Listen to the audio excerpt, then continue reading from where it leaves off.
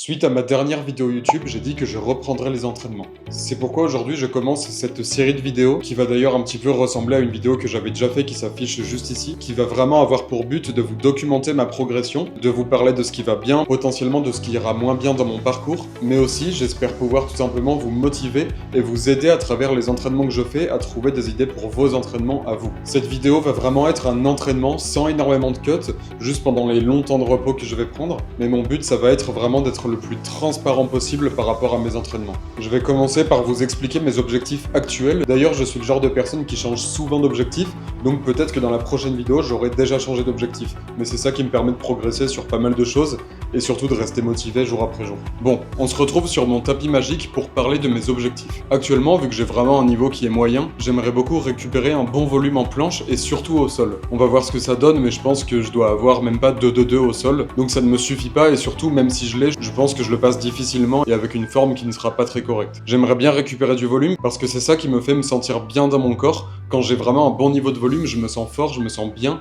et même dans ma vie de tous les jours, donc c'est pour ça que j'aimerais beaucoup récupérer le niveau que j'avais, et potentiellement le dépasser si je ne change pas d'objectif avant. Ensuite, par rapport à la one arm planche, j'aimerais bien récupérer un niveau correct. C'est un mouvement où j'ai vraiment l'impression d'avoir la bonne génétique, parce que je peux ne pas le travailler pendant un temps, je vais plus perdre en niveau en full planche qu'en one arm planche. C'est vraiment un mouvement que je perds très peu. Je pense que potentiellement, pendant les 3 prochaines séances, je vais avoir du mal à décoller mes one arm planches, mais ça va rapidement revenir et je vais être rapidement capable de refaire des presses assez clean. Donc par rapport à ça, j'aimerais juste progresser légèrement, mais j'ai pas tant d'attente que ça. Je veux simplement pouvoir avoir une one arm planche correcte que je peux placer absolument partout et tout le temps. Ensuite, à mon avis, ce qui va être le plus difficile, c'est de récupérer la Maltese Sole. Si vous vous souvenez, je vous avais fait une série de vidéos Instagram, TikTok et YouTube Short pour vous montrer comment je comptais récupérer la Maltese en 10 jours.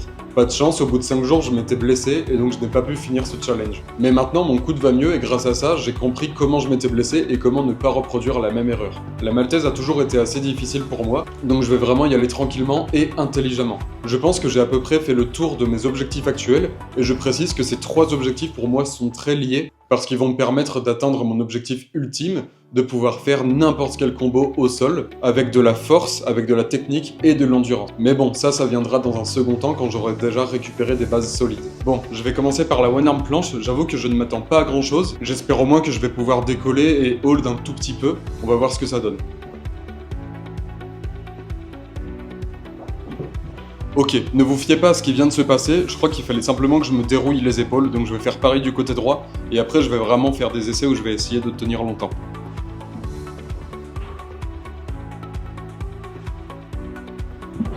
Du bras faible, c'est à peu près la même chose, au moins je me suis débloqué les épaules, et là je vais pouvoir essayer de faire un bon haul de bras fort. J'espère que ça va passer, sinon ce sera pour une prochaine fois.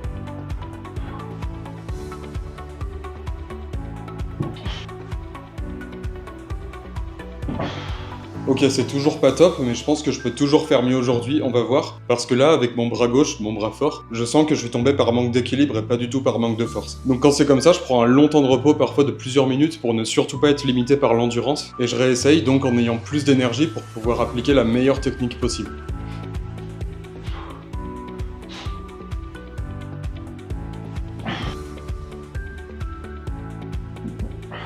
Là, du bras fort, on peut voir que même pendant la ligne, j'ai dû m'y reprendre à 2 fois. Donc c'est vraiment pas bon et ça prouve que j'ai perdu en technique. Mon bras faible n'a déjà plus de force, je précise, il n'a plus de force pour ce mouvement spécifique.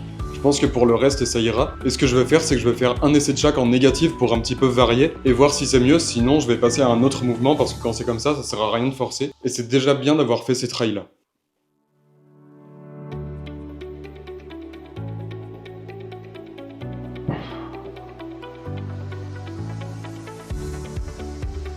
Comme vous avez pu le voir, avec le bras fort, c'était plutôt pas mal, j'ai pas beaucoup hold, mais je pense que la forme était pas trop mal. Je vais voir au montage, mais ça m'avait l'air correct.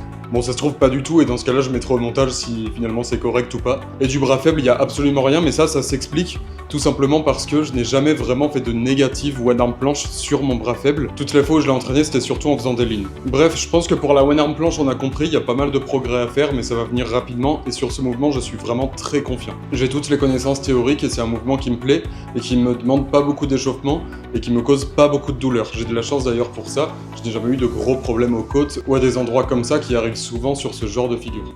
Comme on peut le voir, je me suis équipé pour la maltaise, parce que oui, ça fait partie des erreurs que j'avais fait pendant ma suite de vidéos, la maltaise anti-jour, c'est que j'avais perdu mes manchettes de compression, et donc forcément sur un mouvement comme ça en plein hiver, il y a des blessures au coude, voire au biceps qui arrivent très rapidement. Et d'ailleurs, je vais éviter aussi la deuxième erreur, c'est celle de ne pas assez s'échauffer, surtout en maltaise.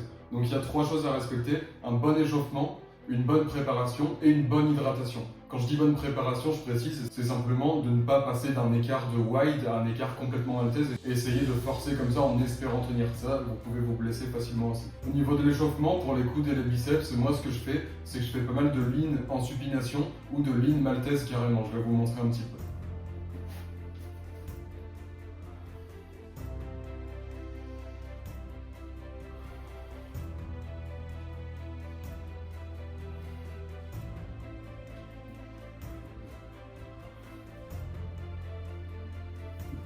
Donc là, sur les lignes en supination, j'essaye vraiment d'aller au point où ça commence à chauffer au niveau de l'intérieur du coude. Et je vais imaginer que vraiment je me surélève et je tends mon bras au maximum en essayant de me soulever. Donc le même principe qu'une ligne, mais vraiment en essayant de mettre toute mon énergie sur ce point-là pour qu'il s'échauffe. Et si vous êtes vraiment à froid, allez-y tranquille et ça va se chauffer tout seul.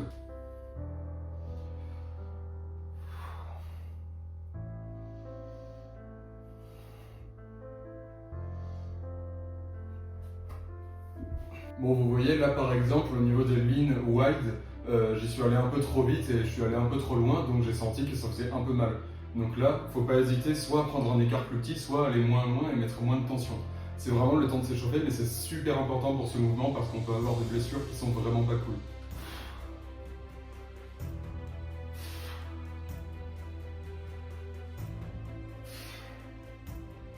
Bon, là j'ai senti que je me suis bien échauffé, j'ai pris un écart un peu plus grand. Donc maintenant je vais boire un grand verre d'eau et faire la première tentative. Vraiment ne négligez pas l'hydratation, c'est super important, surtout pour les tendons, ligaments et bien sûr aussi pour les muscles. Ça va vraiment tout rendre plus souple et plus résistant.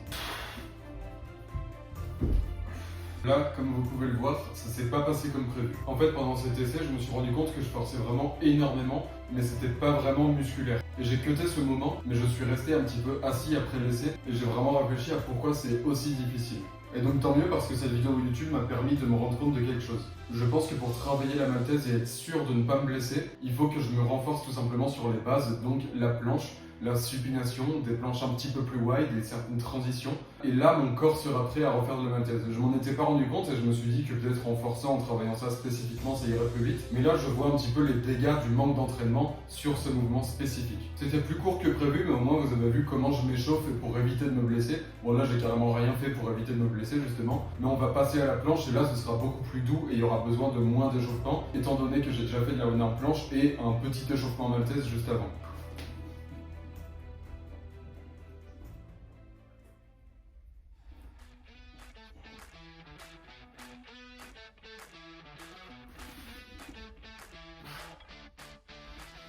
Avant de vous dire ce que j'ai pensé de mon combo planche, j'ai une solution incroyable pour vous. Si vous stagnez à une progression planche inférieure à la straddle, j'ai vraiment une offre que vous ne pouvez pas louper. La première chose, c'est que j'ai fait un e-book complet sur comment atteindre la full planche, que vous partiez de la tuck, de l'advanced tuck ou une petite straddle. Déjà, ça va vous garantir toutes les connaissances et une progression rapide parce que vous connaîtrez toute la méthode. Et ensuite, le plus important, c'est que j'ai créé un canal Telegram. Dedans, je vais vous poster des cours sur le street workout en général toutes les semaines et vous aurez un accès illimité à ce canal en plus de e-book. Et je vous le précise dès maintenant, tout ça pour le prix d'un fast-food. Si vous êtes intéressé, le lien est dans la description. On repasse à la vidéo. Bref, on va parler de ce 1-1-1 sol. Je le trouve plutôt pas mal. J'ai mis un petit peu de temps à faire mes négatifs parce que j'ai eu un peu de mal sur le handstand à bien me caler. Mais globalement, j'ai l'impression que tout est à peu près validé. Là, j'ai envie d'essayer un 2-2-2, mais je suis quasiment sûr que la forme ne sera pas correcte. Donc je vais voir ce que ça donne.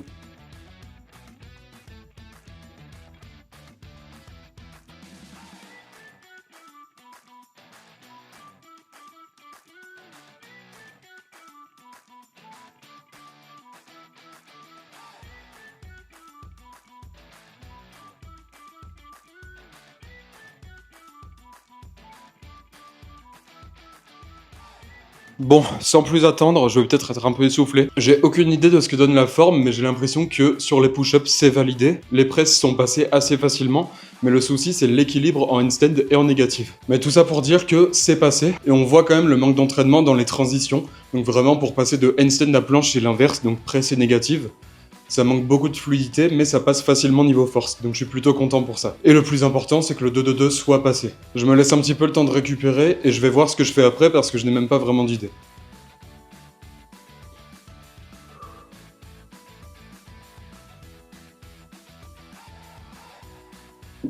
Bon là, si vous vous demandez ce que je fais, en fait j'essaye de renforcer mes doigts. Pour la simple et bonne raison que j'ai eu plusieurs entorses, même une fracture à la 3e métacarpe, ce qui fait que les planches sur le doigt sont très difficiles pour moi, parce qu'après au moins 5 blessures, j'ai complètement arrêté d'en faire. C'est quelque chose que j'aimerais bien récupérer, donc voilà, je fais quelques lignes, et puis le jour où je sentirai que je pourrais décoller, je redécollerai. Je sais, sur 5 doigts c'est très facile, mais je vous promets qu'avec plusieurs entorses et une fracture, c'est pas du tout la même chose. Je pense que ça va être la fin de cette vidéo, et ça m'a fait vraiment beaucoup de bien de la tourner. J'ai senti que j'ai pu être complètement naturel et de montrer réellement ce qui se passe pendant mes entraînements. Bien sûr, là, c'est un entraînement extrêmement léger, mais c'était plutôt pour faire un point sur mon niveau et faire un point avec vous. Et j'espère rapidement pouvoir m'amuser et faire des combos, j'espère, dans les prochaines vidéos que je vais vous faire. Merci d'avoir regardé cette vidéo en entier, et sur ce, entraînez-vous bien, ciao!